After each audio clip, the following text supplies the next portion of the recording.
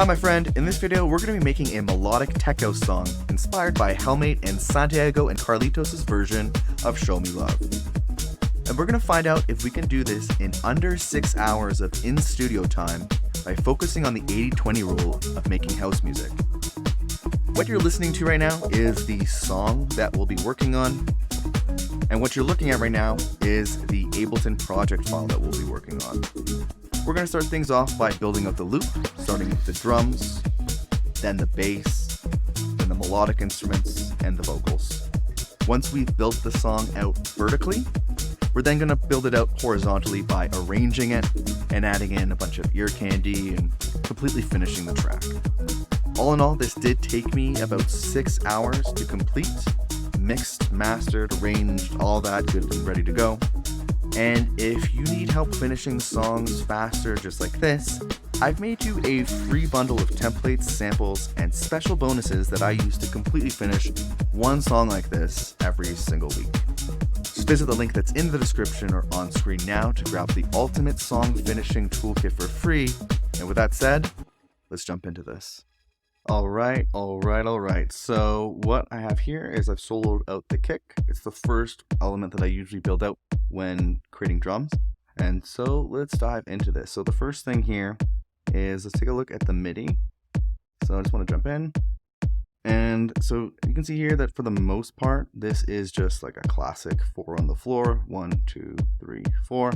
In terms of one little trick is that you can see here there's like a da da da that happens every 8 bars. And we'll just wait for that to come in just so you can kind of hear it.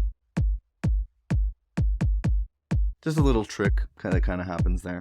So that's in terms of the pattern. In terms of the sound, this is where things get a little bit more interesting. So right now you can see I'm using the Ableton Simpler device over here.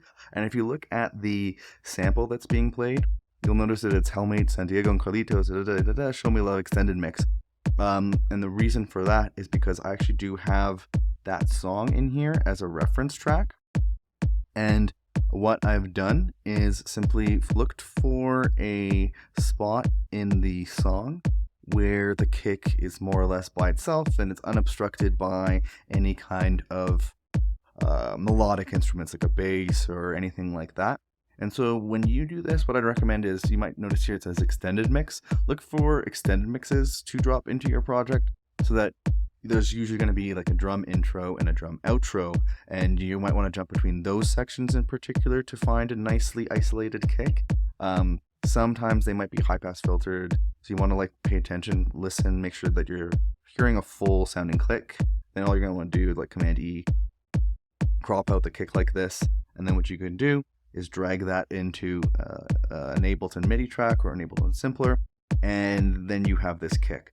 Once you have the kick in here, you can then adjust the fade out time here to try to get rid of any, kind of tighten up the kick at all. But the main thing that you're going to want to do is you want to go over to controls, and you want to go over to envelope over here, and you'll notice that the amount is set to 72.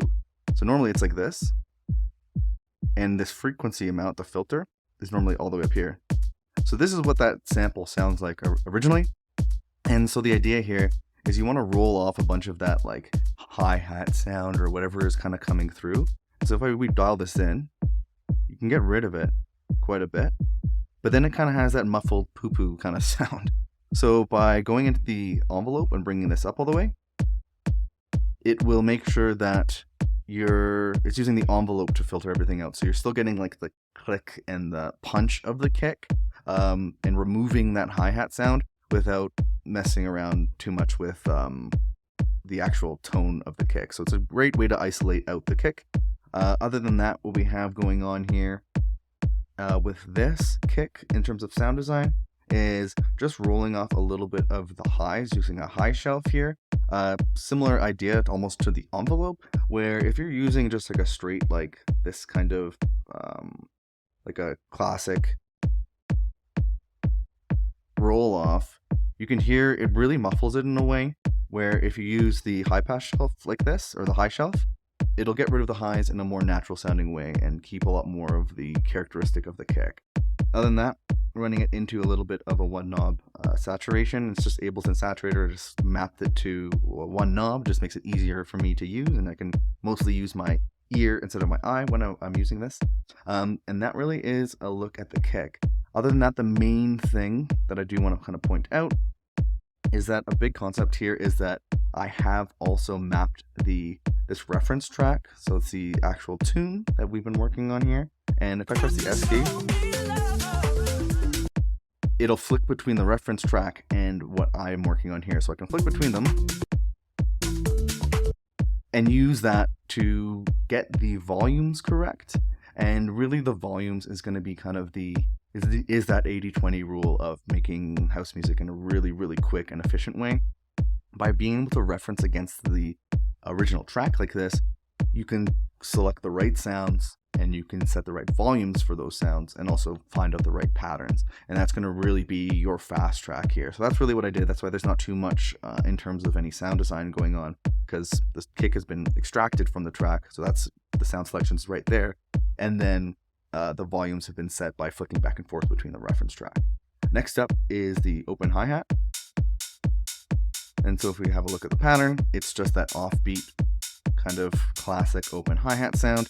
Again, what I did here, the main thing when choosing the sound was flicking back and forth.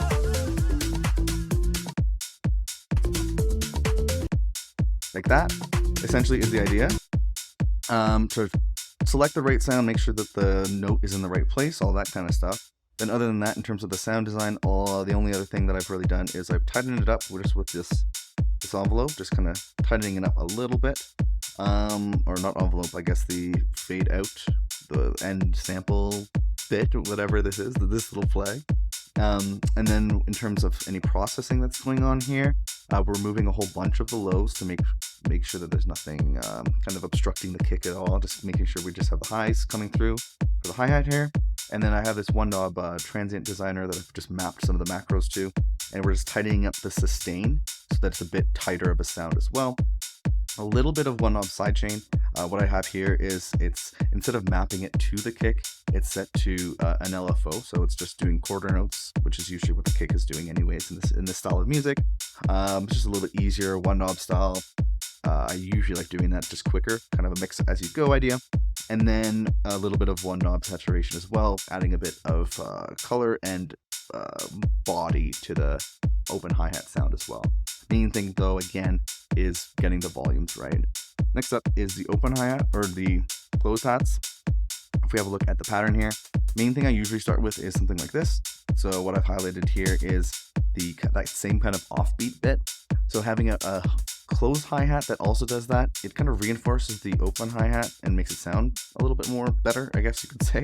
But it also allows you in the arrangement to have that closed hi-hat driving the track, and then you could bring in the open hi-hat to bring in energy at different points.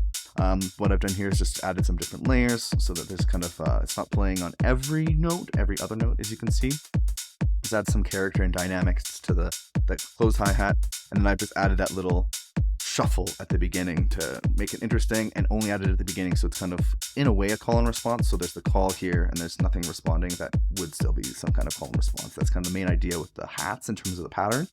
Again, the sound selection and the volumes is the main thing, so flicking back and forth, right?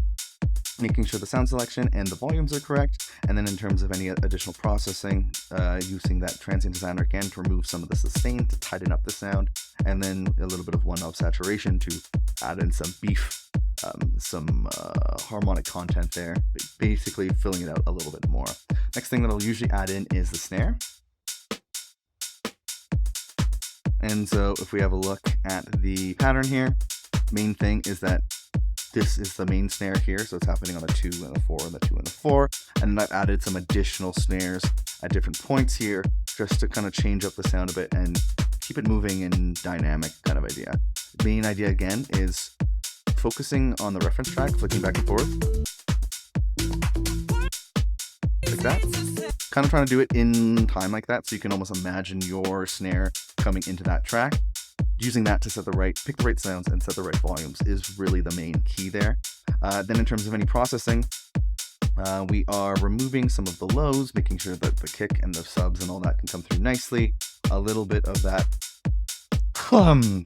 Transient Designer removing some of the sustain to tighten up the sound a bit. And again, a little bit of saturation to fill out the sound, add some body to it.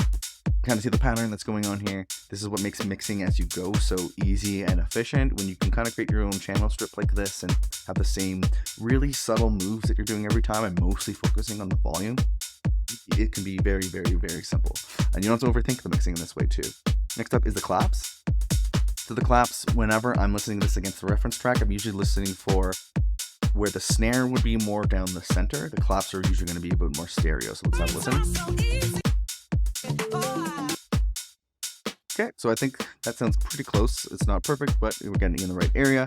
In terms of the pattern, what we have here is mostly, as you can see here, it's happening on the 2 and the 4, reinforcing the snare. What I did do is if you zoom in a bit, I just moved them off the actual grid a little bit, so it kind of has that like flam kind of sound where it's not hitting directly. It sounds a little bit more natural, like an actual clap would be. You can see that's kind of just manually done across the grid here. In terms of the sound design, again, main thing is flicking between the reference track and this to get the volumes and the sound selection right. At that point, it's just these kind of very typical moves, which is removing some of the lows, tightening up with removing some of the sustain, adding in some body with the saturation. And in this case, I do have this one knob width plugin, which is pushing it to the left and right a bit more and taking it out of the center, so that it's leaving room for the snare and adding that nice stereo sound. Now, here is where things get a little bit more interesting. So these I would say so far that we've went through is kind of the core sounds, the kick, the open hat, the hats, snares, claps. Then usually what I like to do is add in top loops to kind of create a lot more character and groove to the drum track. And this is also where it'll start to take on a new life of its own. So usually the idea is to start with a reference track, build it up against that, and then to slowly start moving into a direction that's more unique so you can release it as an actual song. So if you listen to the reference track, you can hear there's quite a bit other drums going on, and that's where this is going to start coming into play. So first I have this zappy break bit.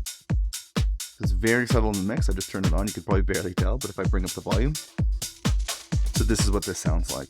The idea here is just looking through drum breaks, on searching that in what's called Splice or whatever you want to use, and then layering it into taste. In terms of any kind of what would you say, processing, same moves, removing a bunch of the lows, pumping it with some side chain, so it's going again, like making room for the kick and the sub, and then also giving it a bit of groove, and then a bit of the width plugin to push it to the left and right a little bit.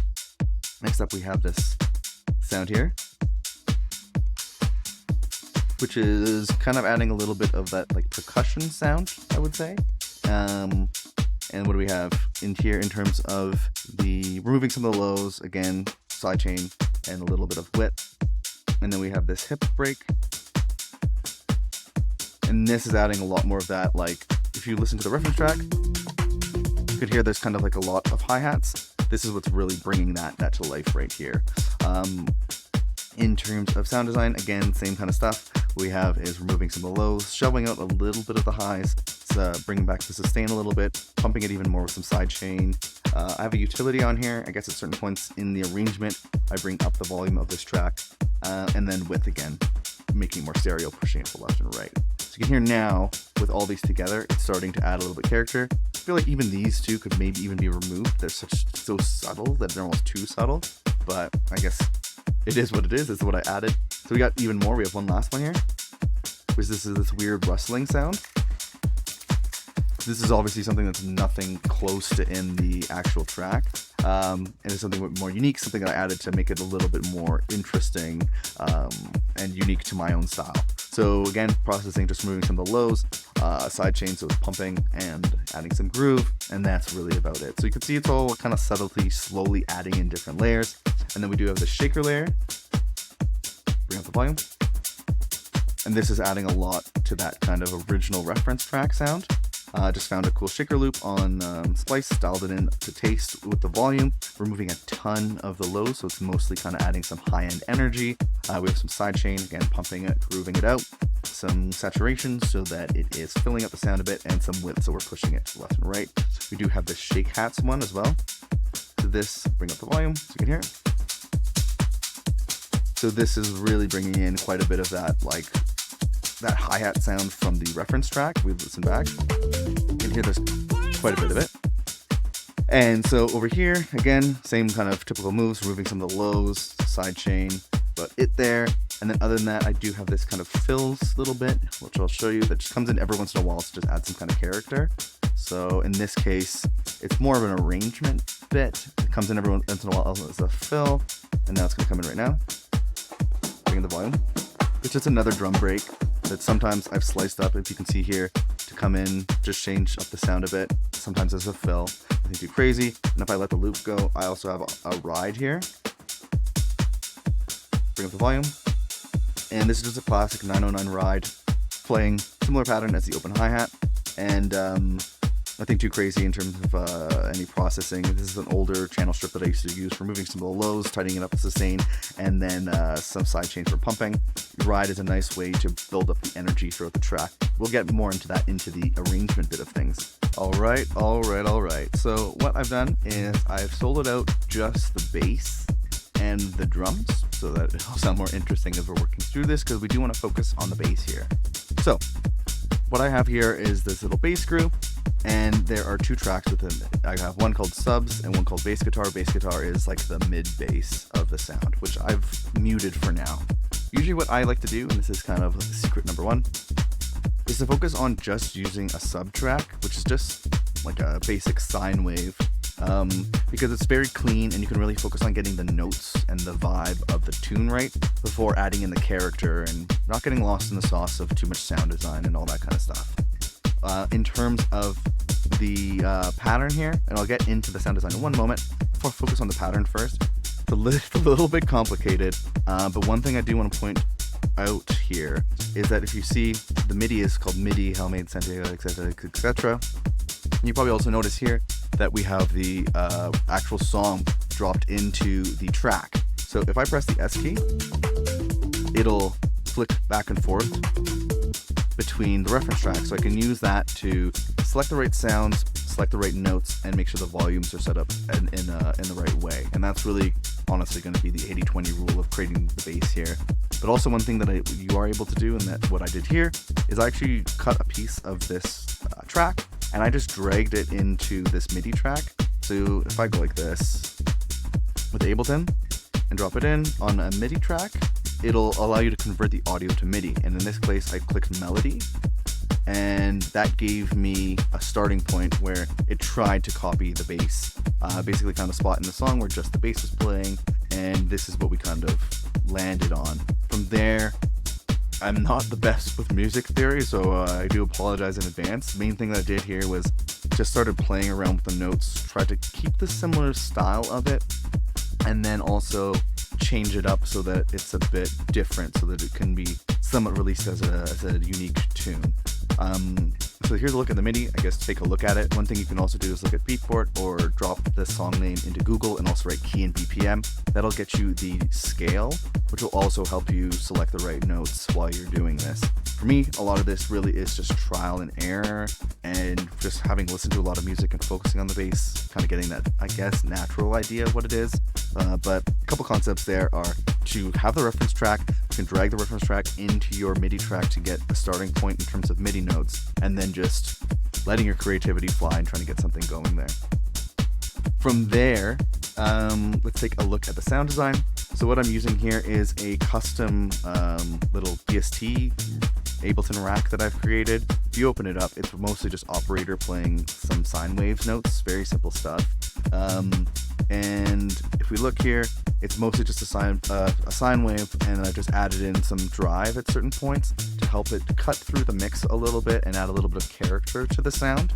In addition to that, I've also set it up so that I have a one knob sidechain built right into it. So that's allowing, if I show you this, open it up, boom, over here, I have this one knob sidechain little device that I've created. It has a shape kind of like that LFO tool idea, and it's routing against a quarter note here, and it's just ducking the volume. So that way I don't have to sidechain anything to a kick and all that kind of stuff. Every time it's just a one knob dial in. Other than that, we're removing a little bit of the sustain with a one knob transient designer, and that's really it for the sub. It's mostly just meant to be clean, deep sound. So in terms of also being able to have a clean sound for selecting the right notes and getting that all set up nicely, it's also nice because then on a separate track, the subs is really just taking care of the low end, and then you can have a separate track that's going to add in the character. So you have a little bit more control in the mixing process as well. So next up, I want to show you that character sound exactly. So if I open this up, turn this on, maybe bring up the volume so you can definitely hear. Maybe even solo it. So that's the sound there. It's very subtle. It's adding in kind of that mid bass, a little bit of extra character. And you'll also notice a couple of little tricks here. So one, you'll probably notice here that this mid bass track here has no MIDI clip at all. And the way that I'm doing that is if you go over to one of these MIDI clips, if you notice here on subs, it'll say all ends, which is gonna be wanting to find the MIDI notes in the track. But if you go into this, and if you, instead of all in, you click a different MIDI track, in this case subs, it's gonna route the MIDI that this track is receiving directly into this track here. So the idea here is, in case you're working on your bass sound and you make a change to the MIDI notes here, you'd have to make a change to the entire track of this of the additional layers that you have. Instead, by just routing in the MIDI from it, if you make a change here, it's automatically going to happen here. So one thing though is that sometimes the pitch of the, say, sub track that you're working on might be too high or low. So usually I'll put this MIDI pitch device here so you can easily pitch it up or down if you need to without having to make any changes to the actual MIDI. Other than that, what's going on here is I have a kind of a bass guitar sample that I've created myself and added in here. The idea for mid bass is, in my opinion, this is where a lot of your signature sound and character can come into play. For me, I like the sound of bass guitars and that kind of vibe. So usually my mid bass sound is going to be a bass guitar. For you might want to experiment with it, or maybe you can even change it each time, having some kind of analog bass sound or whatever you want to play with. I do recommend eventually trying to find out your own signature sounds as you're doing this. It'll make it so your moves are faster because you're always going towards the same VSTs or samples or sounds. And then also as you're building your portfolio of music, fans are going to be able to latch onto these small little details that are what make your sound your sound. Other than that, main concept here with having a mid-bass track like this is you're going to want to remove a bunch of the lows because you want all of the lows to be taken care of from the sub-bass sound. You don't want overlapping getting all muddy and crappy. You want all of that happening here. So that way if you want to increase the bass sound like the subs, you just increase the volume here. Than that, I am removing a whole bunch of the highs as well, just personal preference. And then in this case, I'm also running it through a one knob width plugin, which is just pushing it to the left and right, making a more stereo sound, and leaving the center open for just the sub sound to come through more. In addition to that, I have a one knob sidechain, like I mentioned earlier with the sub, pumping it easily without having to do any routing or anything like that. And that really is it for this one. It's mostly kind of like a tech housey subby sound, adding a little bit of some character and cutting through with the bass guitar, adding a little bit of character with some extra drive and saturation on the sub, and that's really it. Again, main thing here, and then on the group here, I'm just running it into a K-clip, making sure it's not going over a certain volume level or anything like that. Again, main thing is if you are doing this, I would say having a reference track is great, because then you can flick back and forth, and you can kind of set the volumes correctly and choose the right sounds and choose the right notes. That's going to be the 80-20 rule here. Everything else that I showed you is just extra little character and flair that you can do, maybe some technical stuff. All right. So in terms of starting with the synths here, what we have here is this kind of organ sound, and this is almost like really the main sound here. Everything else we'll be adding in is just kind of extra color. So in terms of the notes, what you'll see here is this chaos. And so essentially the way that I went about creating the pattern and the notes in this one is if you watch the bass video before this, basically what I did was just dragged the song into a MIDI clip and then use the audio to MIDI functionality to kind of get the starting point. So I'll show you what I mean here. If I just grab this track here and drop it into a MIDI clip, just so you convert audio to MIDI, what you would do is select melody. And what that's going to do is it's going to give you something like this. It's going to be a messy, disgusting mess, but what you can do is then slowly adjust the notes and try to, by ear, figure out how you want to first get it to sound like the reference track and then start making modifications so that it's a bit more unique. This one I think still sounds quite a lot like the original. It's clearly very, very much like a homage, but kind of that's the main idea here.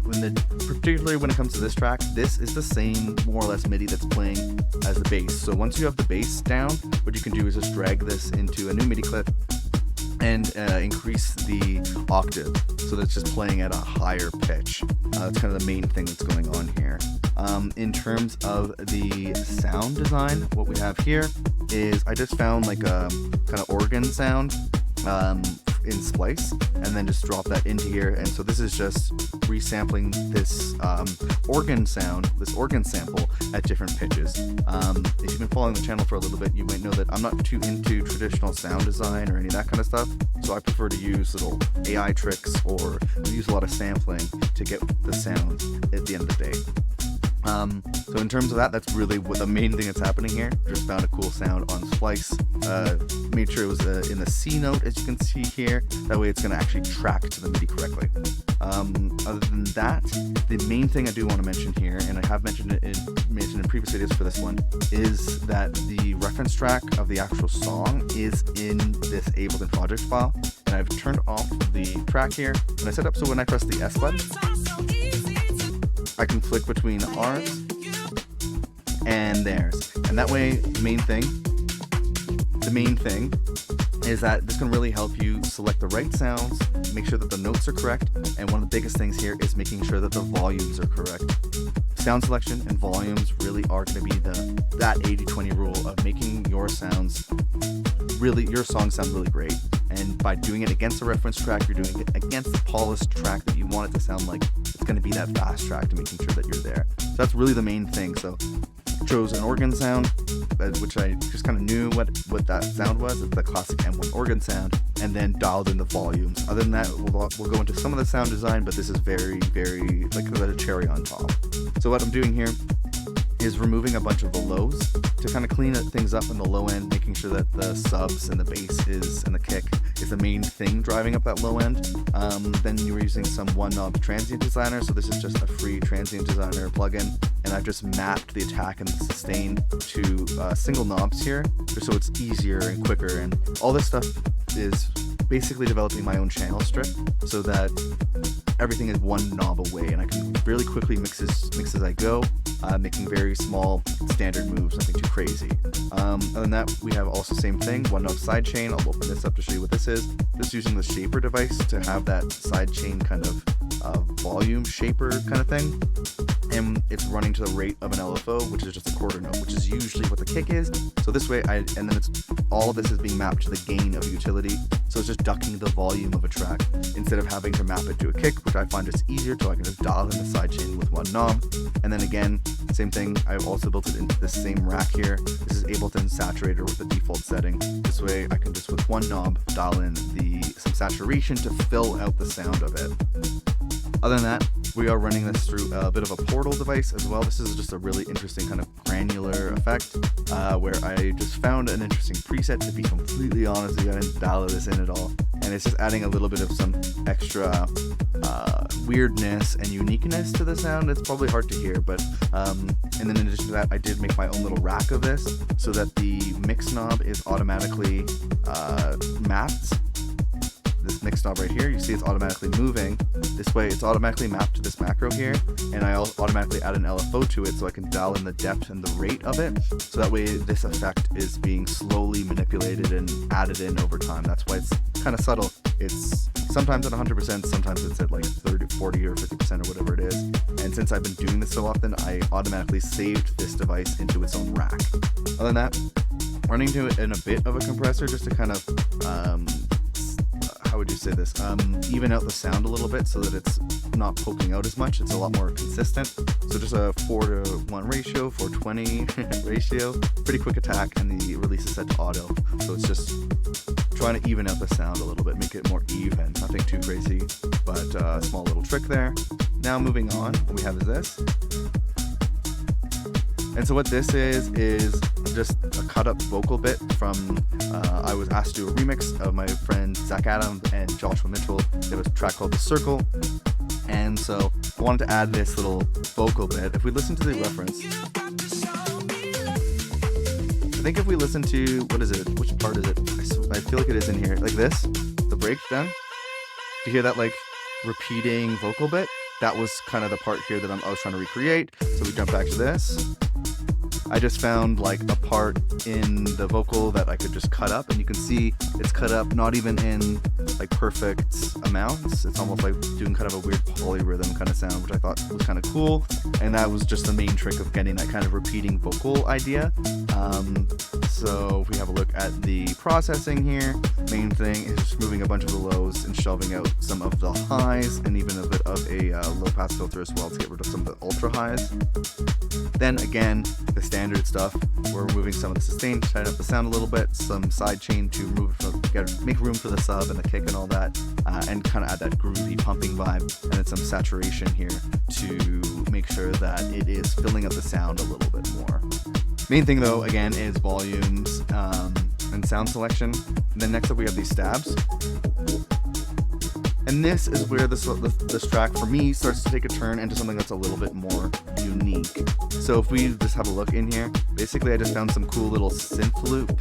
And you can see here if I drag this out, this is what it used to be, starting on the 1. And what I did was just cut it up and I made it so it's starting at different points. So it's ends up kind of having this cool like minimal house kind of like filtery cool vibe that I really like. And it's kind of just like cool little stab sounds. This is obviously, if I go back to the reference track, nowhere near, this is nothing in that at all. So this is kind of what I mean, where starting off with a reference track can really get your sound professional, but then you can start taking it into new directions and make the track your own. And so that's what we did here, or I did here. So just found some cool stab, loop, and splice, cut it up in a way that I liked it. You can see here there's different colors. The different colors are like slight different variations of how I cut it up. So it's kind of changing over time. In terms of any sound design, I do have this crystallizer that we're running into. This is a granular effect that I love adding to like everything, basically. If I bring up the volume, that's what this sound is. And I'm obsessed with these kind of granular sounds. It's kind of weird, and it's something that I like to do in a lot of my sounds. Basically, just found a good preset, and then I dialed in the mix a ton. You just want to bring it in quite a bit, bring it down, and then you can see there's some automation bringing it in so that crystal sound comes in throughout the track at different points. Other than that, running it into this A1 trigger gate, which is free. Definitely recommend checking this out. I'm dialing in the attack a bit and the mix back a little bit, so it's less of that kind of tremolo stutter house kind of effect, just dialing in it a little bit, and it's really good for getting that stutter house sound really quickly. Other than that, standard mix as you go kind of things, removing a bunch of the lows, a little bit of side chain, a little bit of saturation. And this one, I don't think I mentioned, this is a free wider plugin, and basically again I like to map everything to these macros so that everything's just one knob away, and so that way I'm dialing in a bit, bringing it to the left and right, adding some stereo, making some room in the middle for any other of the elements.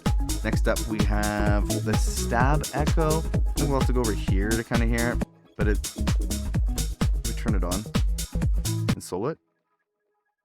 It's just weird little noises. Kind of hear like that little crystally noise is triggering like the crystallizer. Really subtle stuff. That's just like a weird little texture. I wouldn't consider that a mean amount of anything. We do have this low pad. So what we have is just these notes being played, and if we listen to it, it's slowly, we can see the filters being slowly built up here. It's almost more of like a transition effect, I would almost say. You can hear it really good right now. Bring up the volume. So it's almost more like a little effect or something like that. That comes in during some of the breaks, the smaller break here and the larger break. Just adding something interesting in the breaks to add something more interesting going on there. In terms of that low pad, what do we have here? This UVI workstation speaking preset, Noctua. Just found something cool. I like the pad sounds in this quite a bit. In terms of the in terms of the processing on this low pad, I think we'll skip it because there is actually a main pad that I added here. This, which I think is actually adding a little bit more to the sound. I think is worth looking into more. So what's going on here is we have a look at the MIDI. It does change a little bit throughout the track, but it's mostly just playing these notes here, whatever this is. It might be a power chord, I'm not 100% sure. Not amazing with music theory. I do apologize for that. But again, I think it's maybe the same. Okay, it's like a slightly different preset. Just found a cool preset. Removed a bunch of lows, shoved out some of the highs. Got some of that one out sidechain, a little bit of saturation. Again, we have that portal sound in. It comes, I think, a little bit more of an effect during the arrangement, or the arrangement part of the big breakdown, and some width pushing it left and right. And then lastly, we have this wah sound. If we listen to it,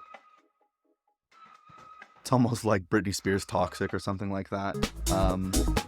So very subtle, very subtly mixed in. Just try to add something a little bit more interesting to the sound. Just drop that in there. What's going on here is removing a bunch of the lows, and then also removing a bunch of the highs and automating it so it's slowly coming into the track more and more throughout the track. So just adding movement and some interest throughout the track to keep things sounding dynamic and interesting. Other than that, just a bit of one knob sidechain and a little bit of saturation. And then lastly, I will show you a bit of the vocal. So what we have here is, let's bring it over here. So this is the remix that I was asked to work on. And so this is like the kind of the chorus. I made it at the beginning. So it's just coming in a little bit as like a tease kind of thing.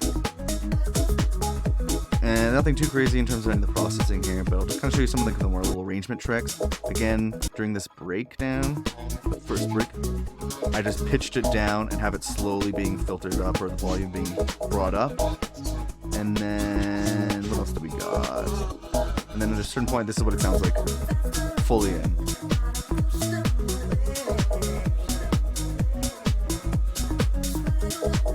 And I guess a quick look at some of the processing, removing some of the lows, erosion to add some character, standard mix as you go stuff, sidechain, a bit of width, or the width is probably gonna be making it super mono, so it's right down the middle.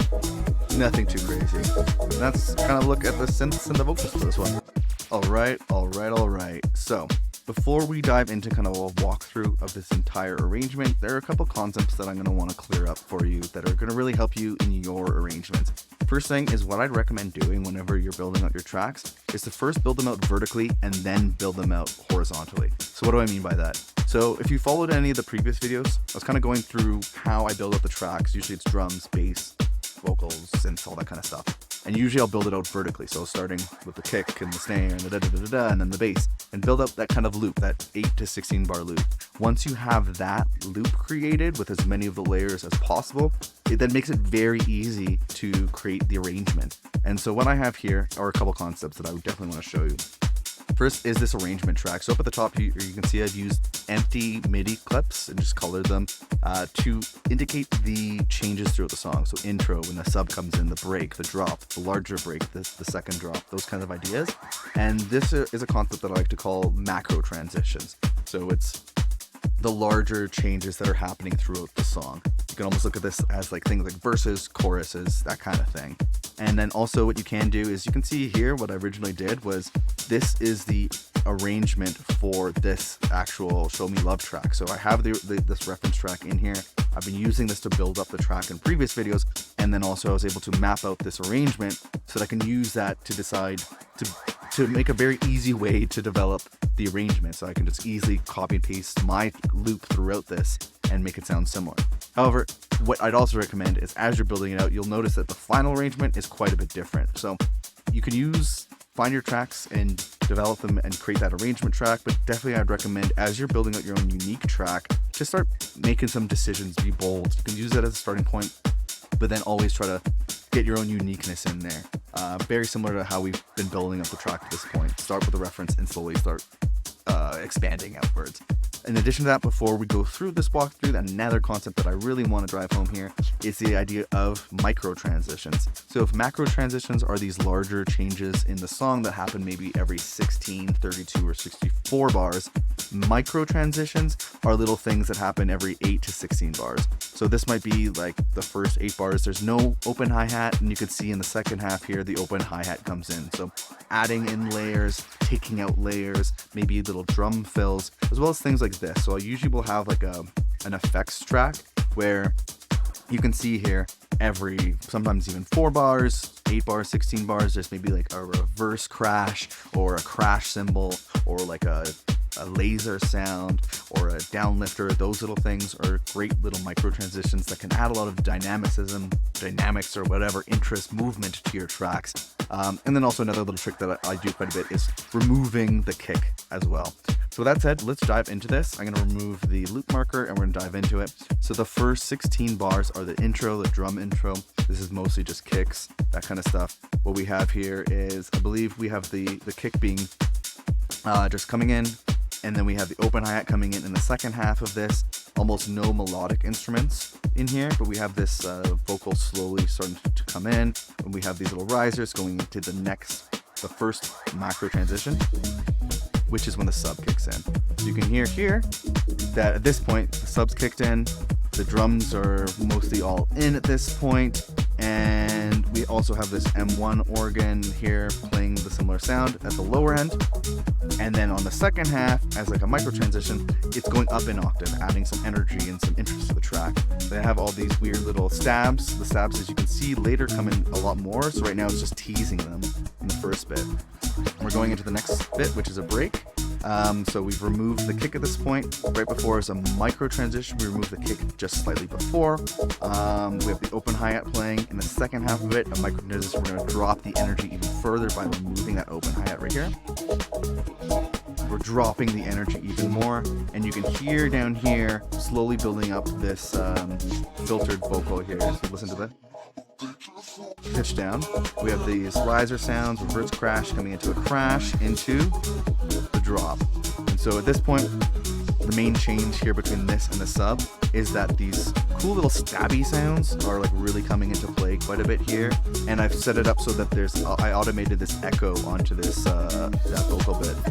And then after the first 8 bars, we have this vocal being teased in. So you can see there's more vocals to come, but I've used volume automation to only tease a little bit of it. So now we're in the first half of the drop, little micro transition dropping the kick.